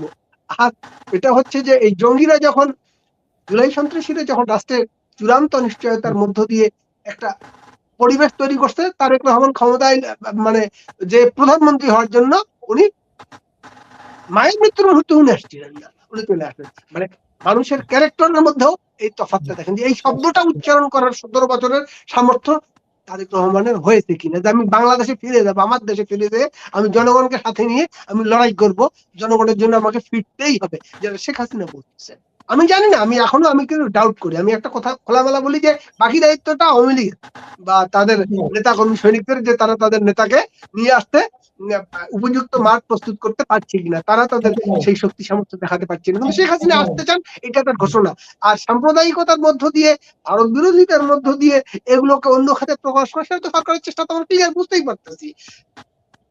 সংখ্যালঘু কারণে সাম্প্রদায়িকতা, সিম্পলি সাম্প্রদায়িক রাজনীতি উত্থানের জন্য, এবং এইটা দিয়েই বাকি সকল অপরাধ, সকল ব্যর্থতা ঢাকার প্রয়াসটাই হচ্ছে বাংলাদেশের অপরাজনীতির বৈশিষ্ট্য। যে কিভাবে ফিরবেন আমাদের নেত্রী, পর্দার আড়ালে চলছে কি পরিকল্পনা, সেই বিষয়টা নিয়ে কথা বলব। সকালবেলা যে ভিডিওটা দিয়েছিলাম আপনাদের, সেখানে বলেছিলাম যে আজকে দুপুর 12টার পরে যে কোনো মুহূর্তে 13 জন নেতা আওয়ামী লীগের ওনারা দেখা করতে গিয়ে যাবেন আমাদের নেত্রীর সাথে। অলরেডি ওনাদের সেই মিটিং হয়ে গেছে। আগামী কাল পরশু আরো 2টা হাই প্রোফাইল মিটিং আছে, যে বিষয়টা আমি সকালে ভিডিওতেই বলেছি। তো এই মুহূর্তে আসলে কি আপনার ব্যানারে দেখছেন এক্সক্লুসিভ লেখা, এটা এখনো কেউ জানে না বা ইয়ে করে না, যার কারণে আমি ভিডিওটা আপনাদের সামনে করে আমি চাইলাম যে আমার ভাই বোনদেরকে একটু জানিয়ে দেই, আমার ছাত্রলীগ, যুবলীগ, আওয়ামী লীগ, শ্রমিক লীগ, কৃষক লীগ সহ বাংলার আপামর জনসাধারণকে জানিয়ে দিই যে পরিকল্পনাটা কি চলছে, কিভাবে আসবেন নেত্রী। এখন এর মধ্যে আপনারা হয়তো অনেকে বলতে পারেন যে ভাই আপনি তো এইভাবে বইলা দিলে তো এটা তো ভান্ডা ফাঁস হয়ে গেল, ওই পাবলিক জানা গেল, হেরা তো দ্বিতীয় প্রস্তুতি নিয়ে রাখতে না। ভাই, পৃথিবীর কোনো প্রস্তুতি আর কিছু হবে না। এখন আপনাদেরকে যেটা বলতে যাচ্ছি একটু মন দিয়ে শুনুন। আমাদের নেত্রী আগামীকাল সোমবারের পর মানে আগামী সপ্তাহের যে কোনো মুহূর্তে টিভি লাইভে ওনার ইন্টারভিউ হবে, লাইভ টেলিকাস্ট। মানে আগামী সপ্তাহ থেকে যে কোনো মুহূর্তে, আগামী সপ্তাহ বলতে এই যে সোমবার যাচ্ছে, সোম মঙ্গল বুধ বৃহস্পতি শুক্র শনি রবি সোম মঙ্গল, মানে এই আগামী সপ্তাহেও হয়ে যেতে পারে অথবা তারপরের সপ্তাহ, মানে যে কোনো মুহূর্তে উনি টিভিতে লাইভ ইন্টারভিউ দিবেন। এবং এছাড়াও বিশ্বের আরো 10টা পত্রিকায় আগামী সপ্তাহে ওনার এক্সক্লুসিভ ইন্টারভিউ গুলো ছাপা হচ্ছে। তার মধ্যে এপি আছে, তার মধ্যে বিবিসিও করবে, আল জাজিরা, আল খাসিরা ওরাও করবে, এবং রয়টার সহ ভারতীয় পত্রিকা, আমেরিকান পত্রিকা, টাইমস ম্যাগাজিন সকলেই করবে। আগামী এক সপ্তাহের ভিতরে এক্সক্লুসিভ 10টা ইন্টারভিউ আসছে ওনার। প্রতিটা ইন্টারভিউ হবে এক্সক্লুসিভ। এগুলো আপনার দেখার জন্য, পড়ার জন্য, প্রচার, সর্বোচ্চ প্রচারের জন্য প্রস্তুতি নিন। এবং এখন যাচ্ছি নেত্রী কিভাবে আসছে। আপনাদের কি মনে হয় নেত্রী কিভাবে আসছে? আপনাদের কি মনে হয় যে ওরা বাইন্ধা নিয়ে আসবে হ্যান্ডকাপ পরাইয়া? আমার নেত্রী আমার মতন রিক্সাওয়ালা, যে আমারে ধরে নিয়ে যেতে পারবে না তো নেত্রী। ওই যে সমা ওবায়েদ, যার যে দুষ্ট দুষ্ট ভিডিও কিছু আছে না মার্কেটে, সে বা ওই যে কষা জাহিদ, তাদের কথা মতো, বা ওই যে আমিনুল ইসলাম চিফ প্রসিকিউটর, না প্রস্টিটিউটার, আমিনুল ইসলাম যে চিফ প্রস্টিটিউটর সম্ভবত, না? আমি অবশ্য ইংলিশ ভালো জানি না তো, বাংরেজ ইংলিশ জানি না, কি বলে প্রস্টিটিউটর মনে হয়, হইতে পারে ভাই, আচ্ছা মাফ করে দিন, প্রসিকিউটর আবার মামলা হয়ে যেতে পারে। উনিও কইলেন যে আত্মসমর্পণ করতে পারবেন না, বাইন্দা নিয়ে যাবেন নাকি, এইভাবে এটা মনে করেছেন উনি। তোরা হয়তো ভুলা গেছে যে এটা শেখের বেটি, এটা শেখ হাসিনা। এক্সক্লুসিভ দ্বিতীয় যে কথাটা, সেটা হচ্ছে যে আমাদের জননেত্রী শেখ হাসিনার সাথে আসছেন বিদেশি, বাংলাদেশি বা ভারতীয় নয়, বিদেশি 2000 গণমাধ্যম কর্মী, মানবাধিকার কর্মী একসাথে একযোগে আসছেন। 2000 মানবাধিকার এবং গণমাধ্যম কর্মী একযোগে আসবেন। নেত্রীর সাথে। এখন বলতে পারেন নেত্রী কি বিমানে আসবেন না বর্ডারে আসবেন সেটা জানি না, তবে এক্সক্লুসিভ খবরের এই যতটুকু আমাকে বলতে বলা হয়েছে আমি ঠিক ততটুকুই আপনাদের কাছে বলছি, যে 2000 গণমাধ্যম মানবাধিকার কর্মী নিয়ে একযোগে নেত্রী ঢুকবেন। সরকার চিন্তা করেন যে আপনারা কি নেত্রীকে আসতে দিবেন, কি বলবেন যে না। যদি আপনারা বলেন যে না তুমি আসতে পারবে না, যেমন ওই যে জামাতের আমির, ওই যে রিক্সাওয়ালাটা, যেটা আজকে রিক্সা লইয়া নির্বাচন করতেছে আজকে, ওই যে মুর্দা আমির আর কি, সে সহ বাকি এনসিপির যেই ছাপড়ি সেনারা বলছিলেন আসতে পারবেন না। আপনাদের উদ্দেশ্যে একটা কথা বলে দিই, ইরানের অবস্থা দেখছেন? ইরানের ওই যে প্রধানমন্ত্রী সহ যারা যারা আসছিলেন পাক্কাদের এখানে, তখন পাক্কারে যেন স্কট দিয়ে আনছে। আপনি যদি আসতে না দেন, চার্টার্ড বিমানে শেখ হাসিনাকে প্রয়োজনে ইন্ডিয়ান সেনাবাহিনীর 30টি ফাইটার বিমান একযোগে স্কট দিয়ে ঢাকা এয়ারপোর্টে নামাবে। আর না হইলে বর্ডার দিয়ে সরাসরি মানবাধিকার কর্মী, ক্যামেরাম্যান সহ বিভিন্ন মিডিয়া সহ বর্ডার দিয়ে লক্ষ লক্ষ জনস্রোত নিয়ে আসবেন। এটা আমি আপনাদেরকে এর আগে, অনেক আগে, আরো 3 মাস আগে একবার বলেছিলাম আপনাদেরকে, যে নেত্রী বর্ডার দিয়েও আসতে পারেন। হয়তো এমনও তো সেদিন আমি বলেছিলাম যে নেত্রী হয়তো কোনোদিন দেখবেন যে কলকাতায় বর্ডারের ওই পারে দাঁড়াইছে, ওখান থেকে জয় বাংলার স্লোগানে বাংলাদেশের আকাশ বাতাস কেঁপে উঠছে, বাংলাদেশের মানুষও দৌড়ে যাচ্ছে যে বর্ডারের ওই পারে হঠাৎ জয় বাংলা স্লোগান কেন। আরে নেত্রীরে দেখা যায় ভাঙ্গা চুরে, ওই যে ইয়ে কি বলে, এটা হিন্দি একটা ছবি ছিল যে একটা বাচ্চা মেয়েরে দিতে যাইয়া পরে বর্ডার ভেঙ্গা, 2 দেশের বর্ডার ভেঙ্গা ইয়েরা আইনা দিছিল, ওই ধরনেরও হইতে পারে, ওই কাহিনী হইতে পারে। হয়তো বর্ডার দিয়ে সগৌরবে উনি গাড়ি চালাবেন, 3-4 হাজার গাড়ি থাকবে, যেখানে সব সংবাদকর্মী, বিদেশি মিডিয়া সহ সবাই থাকবে। এই ছিল আপনার এক্সক্লুসিভ খবর, যে নেত্রী আগামী সপ্তাহে বা তার পরের সপ্তাহে, মানে আগামী এই সোমবার থেকে শুরু হবে, যে কোনো মুহূর্তে লাইভ ভিডিও ইন্টারভিউ করবেন, লাইভ ভাষণ দেবেন, এবং ওনার আরো 10টা ইন্টারভিউ পৃথিবীর বিভিন্ন পত্রিকা ছাপা হচ্ছে, এবং ওনার সাথে আসার প্রস্তুতি নিচ্ছে সারা পৃথিবী থেকে 2000 সাংবাদিক, মানবাধিকার কর্মী, গণমাধ্যম কর্মীরা একযোগে আসবেন। এবং ঢাকা শহর হোক আর যেখানেই হবে হোক, সেখানে আমাদের বাংলাদেশের আমরা অন্তত থাকবো হচ্ছে যে আরো 2 কোটি লোক। প্রস্তুতি নেন, কান্নার সময় শেষ, হুমকি ধমকির সময় শেষ, প্রস্তুতি নেন। নেত্রী যখনই বলবেন যে কালকে আসছি, আমি আপনাদেরকে সকালের ভিডিওতে বলছি কি করতে হবে। ওরা 4 তারিখ, 5 তারিখ, 3 তারিখ আমাদের সাথে যা করেছে, ওরা সরকারি বিভিন্ন অফিস আদালত জ্বালিয়েছে, মেট্রো স্টেশন অমুক তমুক জ্বালিয়েছে, আমরা সেগুলো করব না। আমরা দেশের একটা ক্ষতি করব না, কারণ দেশের ক্ষতি মানে হচ্ছে যে আমার নেত্রী আসার পরে নেত্রী আমাদের বলবেন যে তোমাদেরকে জনগণের পয়সা নষ্ট করার অধিকার কে দিয়েছে।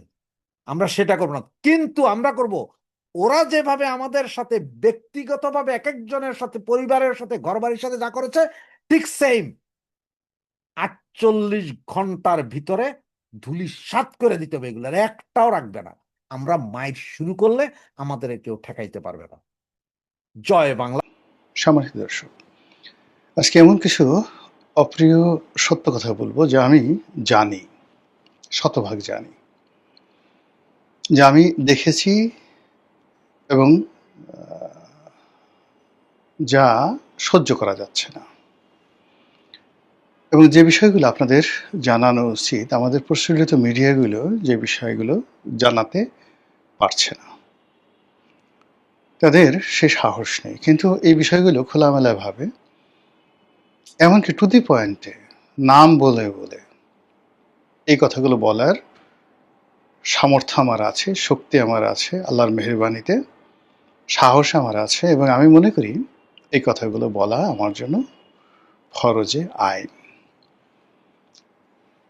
প্রথমত হলো যে আমাদের রাজনীতির একটা ভয়ঙ্কর যে চিত্র এই মুহূর্তে, সেটা হলো মুনাফিকি। আপনারা যা কিছু চারিপাশে দেখছেন, এর একটা বিরাট অংশ মুনাফিকি। মুনাফিক বা হিপোক্রেসি কাকে বলে আপনি সেটা বুঝতে পারছেন। যে যা না, সে সেটা দেখানোর চেষ্টা করছে। ভণ্ড অলি আল্লাহ হওয়ার চেষ্টা করছে, ওলি আল্লাহদেরকে ভণ্ড বানানোর চেষ্টা করা হচ্ছে। যে লোক নির্বোধ বেকুব সে ভাইস চ্যান্সেলর হওয়ার চেষ্টা করছে। যে লোক ক লিখতে 3টা কলম ভাঙে সে হঠাৎ করে সক্রেটিসের মতো দার্শনিক হয়ে পড়েছে। যে লোক রাজনীতির বোঝে না সে আব্রাহাম লিঙ্কনের আব্বা হয়ে গেছে। যে লোক যুদ্ধবিদ্যা সম্পর্কে যার কোনো ধারণা নাই সে জুলিয়াস সিজারের টিচার হয়ে গেছে। যে লোক অর্থনীতি বুঝে না সে বিরাট পণ্ডিত হয়ে গেছে। অর্থ ব্যবস্থার চাণক্যের বাবা, চাণক্য মানে পৃথিবীর সর্বকালের সেরা মানে যে কজন অর্থনীতিবিদ রয়েছেন সর্বকালের 10,000 বছরের মধ্যে, তাদের মধ্যে প্রধানতম ব্যক্তি চন্দ্রগুপ্ত মৌর্যের অর্থমন্ত্রী চাণক্য।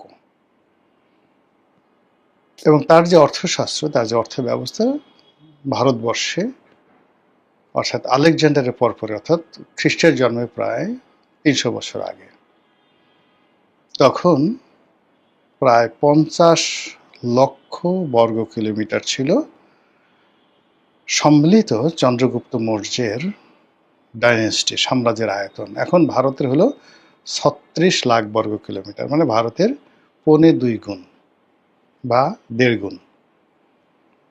সেই সাম্রাজ্যের অর্থমন্ত্রী এবং প্রধানমন্ত্রী চাণক্য।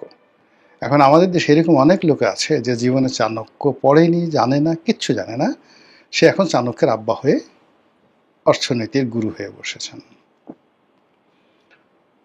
এরপর আরেকজন বিখ্যাত অর্থনীতিবিদ, ইউরোপের যে ভূমি ব্যবস্থা এবং ট্যাক্সেশন সিস্টেম এবং জরিপ সিস্টেম সারা দুনিয়াতে যে এখন চলে, ইভেন আমেরিকাতে, উড ইউ বিলিভ মহারাজা টোডরমল, তিনি শেরশাহের অর্থমন্ত্রী ছিলেন, পরবর্তীতে আবার আকবরের অর্থমন্ত্রী হয়েছিলেন, তিনি সেটা করেছিলেন। এবং তার সেই অর্থ ব্যবস্থার কারণে 350 বছর মুঘল সাম্রাজ্য টিকে ছিল। এখন এই যে আমরা জমির যে কর নির্ধারণ করি, এই সবই তার আবিষ্কার। এই বাংলাদেশে যখন চরম অর্থনৈতিক দুরবস্থা, তখন এরকম অনেকে রাজা টোডরমল সম্পর্কে কিছু না জেনেও তারা মহারাজা টোডরমলের আব্বা হয়ে বসে আছেন। এই কথাগুলো আমাদের পত্রপত্রিকাগুলো বলছে না, তারা পয়েন্ট আউট করে কোনো ভণ্ডের ছবি আঁকতে পারছে না। তারা বলছে না যে তুমি তো কিছু জানো না, তুমি ভণ্ড, তুমি প্রতারক, তুমি কিছু বোঝো না, তুমি শুধু খেলো, তুমি শুধু হাসো, তুমি শুধু অভিনয় করো, আর এর বাইরে এই জনগণের টাকা খাওয়া ছাড়া তোমার আর কোনো কাজ নাই। মিডিয়াগুলো আগের মতো বলতে পারছে না যে ঘুষ এবং দুর্নীতির বিরাট অংশ তোমার পকেটে যাচ্ছে। তুমি এই অল্প সময়ের মধ্যে বিদেশে টাকা পাচার করে তুমি এবং তোমার যারা লোকজন রয়েছে সারা সুইস ব্যাংকে সয়লাভ করে ফেলেছে। এই কথাগুলো বলা যাচ্ছে না, মিডিয়াগুলো বলতে পারছে না, বলবে কি করে? মিডিয়া থেকে আওয়ামী লীগের লোকজনকে ঝেঁটিয়ে বিদায় করা হয়েছে। যে সকল আওয়ামী লীগের অলিগার, আওয়ামী লীগের সমর্থক বা আওয়ামীপন্থী লোকজন যারা মিডিয়া প্রতিষ্ঠা করেছিল, টেলিভিশন, সংবাদপত্র, তাদের একটা বিরাট অংশ পালিয়ে গেছে, এক অংশ জেলে আছে। যারা আছে তাদের সবার হলকম চেপে ধরা হয়েছে, কারো অন্ডকোষ চেপে ধরা হয়েছে, কারো আরো মানে কি বলবো, অন্ডকোষ হলকম চেপে ধরা হয়েছে, কাউকে হ্যান্ডকাপ পরানো হয়েছে। আর সেখানে নতুন দলবাস পান্ডা কিভাবে 2 কলম লিখতে হয়, কিভাবে মানে যাকে বলা হয় একটা সংবাদ তৈরি করতে হয়, কিভাবে সরকারকে সেভ করতে হয়, কিভাবে সরকারের বিরোধিতা করতে হয়, কিভাবে শেখ হাসিনার বিরুদ্ধে ন্যারেটিভ তৈরি করা যায়, এই জিনিসগুলোর সরিয়া ABCD জানে না। They are the just street man, রাস্তার মানে ওই যে ইউটিউব এখন অনেক আছে না, আমি সাংবাদিক একটা বিখ্যাত নাটক দেখেছিলাম। ওইরকম এক মহিলা এসে গালের উপর একটা চর বসায় দেয় একজনকে, যাই তুই আমার ছবি তুললি কেন? তখন সে চর খাওয়ার পরেও লাফে বলতে থাকে আমি সাংবাদিক, আমি সাংবাদিক। তা বলে যে সাংবাদিক হলে কি তুই ছবি তুলতে পারবি নাকি? বিখ্যাত একটা মানে হাসির সিনেমা ছিল, সিনেমার নাটক ছিল। তো এইরকম প্রকৃতির যারা লোকজন, ম্যান অফ স্ট্রিট, তারা এখন কোনো একটা টেলিভিশনের হেড অফ নিউজ হয়ে বসে আছে। জাস্ট কথার কথা, কোনো একটা পত্রিকার সম্পাদকীয় বিভাগের প্রধান হয়ে আছে, কোনো একটা পত্রিকার চিফ রিপোর্টার হয়ে বসে আছে। আর এদের কারণে অনেক গুরুত্বপূর্ণ নিউজ ব্ল্যাক আউট হয়ে যাচ্ছে, অনেক সত্য আড়াল হয়ে যাচ্ছে, অনেক মিথ্যা সামনে চলে আসছে। এতে করে পুরো জনমত সামাজিক মাধ্যমে ঝুঁকে পড়েছে মূলধারার গণমাধ্যম, যেটা সরকারের নিয়ন্ত্রণে। সেখানে মানুষের বিশ্বাস, আস্থা, ভালোবাসা কোনো কিছু নেই। কথা প্রসঙ্গে ধরেন আমি একটা মিডিয়াতে জয়েন্ট এডিটর রূপে আছে, বয়স কত হবে বড় জোর 40-45, 40-42 বছর, 2 কলম লিখতে পারে না, কিছু পারে না, কোনোদিন বিএনপি করতে দেখিনি। আমি ওর আর একজনকে জিজ্ঞাসা করলাম, যেখানে সে ওইখানে একটা স্টাফ রিপোর্টার বা সিনিয়র স্টাফ রিপোর্টার হিসেবে আছে। আমি ওর সম্পর্কে জিজ্ঞেস করলাম যে ওই ছেলেটা হঠাৎ করে এখানে আসলো কি করে? তো বলে যে ভাই বলেন না, ও তো মগবাজারে 6-7 হাজার টাকা বাসা ভাড়া দিয়ে থাকতো, কোনো চাকরি টাকরি ছিল না, তো চাকরি টাকরি ছিল না কিন্তু সাংবাদিক পরিচয় দিত, ঘোরাফেরা করতো। এরপর যখন জুলাই বিপ্লব হলো, সে একদিন কোনো একটা জায়গা থেকে পুলিশের হাতে মার খেয়েছে। অ্যাজ এ পথচারী যেভাবে মার খেয়েছে, ওইটাকে সে ক্যাশ করেছে। ওইটাকে সে ক্যাশ করে এখন বিরাট সাংবাদিক সেজে একটা পত্রিকা দখল করে ফেলেছে। সেই পত্রিকার সব কিছু সে নিয়ন্ত্রণ করে এবং ওই পত্রিকার সে পোর্টফোলিও ব্যবহার করে সরকারের একটা অফিসের, যেখানে প্রচুর কন্ট্রাক্টারি হয়, খুবই গুরুত্বপূর্ণ একটি এই ঢাকা শহরের অফিস, সেই অফিসে সে একটা সিন্ডিকেট মেনটেন করে এই অল্প কয়েকদিনের মধ্যে শত শত কোটি টাকার মালিক হয়ে গেছে। আচ্ছা, এই খবর পত্রিকায় কি ছাপাবে আপনাকে? এই খবর কি বিএনপি জানে? তারেক রহমান সাহেব জানে? অথচ লতা পাতা গাছ ঠাল জানে। আরেকটা বদমাইশ, সে একটা টেলিভিশনে চাকরি করত, ওই টেলিভিশনের মালিক আমার বন্ধু মানুষ, যদিও সে বিএনপি করে, আমার বন্ধু মানুষ।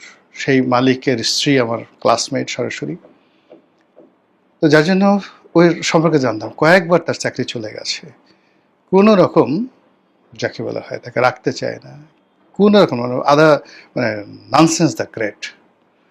তো সেই ননসেন্সটা একটা অনুষ্ঠান উপস্থাপনা করত এবং আমি সে অনুষ্ঠানে ছিলাম। তো আমি বললাম যে এই যে দেশের যে অবস্থা, আওয়ামী লীগ জামানায় 2016 বা 17 সনে, আমি বললাম দেশের যে অবস্থা, আপনি যে এত বড় বড়, মানে আমরা তো কথা বলছি, আপনাকে যদি শেখ হাসিনার তো দূরের কথা, তার সেক্রেটারির দূরের কথা, আপনি কি শেখ হাসিনার একটা পিয়ন ড্রাইভারের বিরুদ্ধে একটা টু শব্দ করার ক্ষমতা আপনার আছে? লাইভের প্রোগ্রাম, সে বলে, গাধাটাই বলে যে না, শেখ হাসিনার একটা পিয়নের বিরুদ্ধে কথা বলার সাহস তার নেই। সেই লোক একটা বড় টেলিভিশন দখল করে সেটার হেড অফ নিউজ হয়ে গেছে। এখন বড় বিএনপি নেতা, বড় সমস্ত কিছু করে পুরো একটা শক্তিশালী মিডিয়াকে একেবারে রীতিমতো রসাতলে ঢুকিয়ে দিয়েছে। এই যে জিনিসগুলো হচ্ছে মিডিয়া জগতে, রাজনীতিতে মুনাফিকি, মিডিয়াতে এই মুনাফিকি, এটা আবার এই রোগ ছড়িয়ে পড়েছে সচিবালয়, এই রোগ ছড়িয়ে পড়েছে কক্সবাজারে চোরাচালানির জগতে, এই রোগ ছড়িয়ে পড়েছে যারা সীমান্তে গরু চোরা কারবারি করে তাদের মধ্যে, কোর্ট কাছারিতে। আপনি চিন্তা করেন যে সরকারি অফিস, মানে হাইকোর্টের বিচারপতির রায় নকল করে অ্যাটর্নি জেনারেলের অফিসের লোকজন কোটি কোটি টাকা চুরি করেছে এবং সেতে তাদের বিরুদ্ধে স্বয়ং অ্যাটর্নি জেনারেলকে পদক্ষেপ নিতে হয়েছে। দুর্নীতি কোথায় চলে গেছে? এই সমস্ত দুর্নীতিবাজরা আবার এই নিজেদের টাকা ভাগাভাগি করার জন্য মারামারি করছে, কাটাকাটি করছে, একে অপরকে ঘুষি দিয়ে নাক ফাটিয়ে ফেলছে এবং সেটা নিয়ে কোর্ট কাছারির ভিতরে বাইরে নানা রকম মুখরোচক আলাপ আলোচনা হচ্ছে। এগুলো তো মিডিয়াতে আসছে না, এগুলো নিয়ে কেউ কথা বলছে না।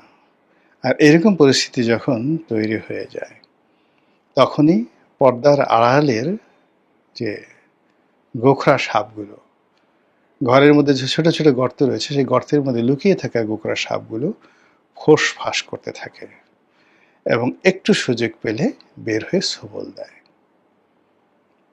ফলে শেখ হাসিনা চলে গেছে, আমরা যারা বগল বাজিয়েছিলাম। আবার ডক্টর মোহাম্মদ ইউনূস চলে গেছেন, আমরা যারা বগল বাজিয়েছিলাম। এখন আমাদের বগলের মধ্যে বড় বড় ফোড়া হয়ে গেছে, বাজানো তো দূরের কথা, বগলটা যে চেপে রাখবো সেই অবস্থা নাই। হাত দুটো মানে যেভাবে পাখি উড়াল দেওয়ার জন্য পাখা দুটো মিলে থাকে, এখন আমাদের বহু মানুষের বগলে এরকম বড় বড় ফোড়া হয়েছে। ফলে আমরা দুই হাত উঁচু করি, মানে আপনার যেভাবে বিসি চেপে ধরলে, অন্ডকোষ চেপে ধরলে মানুষ আত্মসমর্পণ করার জন্য হাত উপরে তুলে, দুই হাত এভাবে তুলে দেয়, বা আপনি সিকিউরিটি ক্লিয়ারেন্সের জন্য দুই হাত আপনি যেভাবে মেলে ধরেন, এইভাবে লক্ষ লক্ষ মানুষ, নিরীহ মানুষ যারা বগল বাজিয়েছিল, তাদের বগলের মধ্যে বিষ ফোড়া হয়ে গেছে। এখন তারা দুই হাত মানে দুই দিকে মেলে হাঁটাচলা করছে। কারো কারো কুস্কিতে ফোড়া হয়েছে। তাহলে কুস্কিতে ফোড়া হলে কি অবস্থা হয় বুঝেন, কিভাবে চ্যাগাই ব্যাগায় হাঁটে। ওইরকম অবস্থা হয়ে গেছে এখন ভুক্তভোগী সাধারণ আমজনতার। এরকম একটা দুর্বৃত্তর সময়, দুর্বোধ্য সময়, দুর্বৃত্তপনার এই দেশে আমি মনে করি সত্য কথা বলা, মানুষকে সত্য বিষয় জানানো এবং সমাজে যা কিছু হচ্ছে সেই বিষয়গুলো তথ্য প্রমাণ সুনির্দিষ্টভাবে আপনার কাছে রাখুন, কিন্তু শত্রুতা না করে বলতে থাকুন। এটা ফরজে আইন। আপনার জবানের এটা শুকরিয়া, আল্লাহ যে আপনাকে জবান দিয়েছে, আল্লাহ যে আপনাকে বুদ্ধি দিয়েছে, এবং এই কাজগুলো যদি আপনি না করেন, বিশ্বাস করেন কিয়ামতের ময়দানে আপনাকে জবাবদিহি করতে হবে। যে তুমি সারা মানুষ যখন এভাবে আকুতি জানাচ্ছিল, কেউ সত্য বলতে সাহস পাচ্ছিল না, সত্য শুনতে সাহস পাচ্ছিল না, ঠিক সেই সময়টাতে তোমার তো সামর্থ্য ছিল, তুমি একটা পত্রিকার সম্পাদক ছিলে, মালিক ছিলে, তোমার অনেক ফেসবুক ফ্যান ফলোয়ার ছিল, সামাজিক মাধ্যম ছিল, ইউটিউব চ্যানেল ছিল, কিন্তু তুমি তো ভয়ে হোক, স্বার্থে হোক, যে কোনো কারণে হোক কথা বলনি। কাজেই আজ যারা সাজাপ্রাপ্ত হচ্ছে, আজ যারা জাহান্নামে যাচ্ছে, তুমিও তাদের অন্তর্ভুক্ত হয়ে যাও। এই কথা যদি আল্লাহ বলেন, আপনি কি জবাব দিবেন? আর সেই ভয় থেকেই এই বিষয়গুলো আপনাদের সামনে তুলে ধরলাম। মহান আল্লাহ আমাদের সবাইকে হেদায়েত দান করুন এবং হেফাজত করুন। আসসালামু আলাইকুম ওয়া রাহমাতুল্লাহি ওয়া বারাকাতুহু।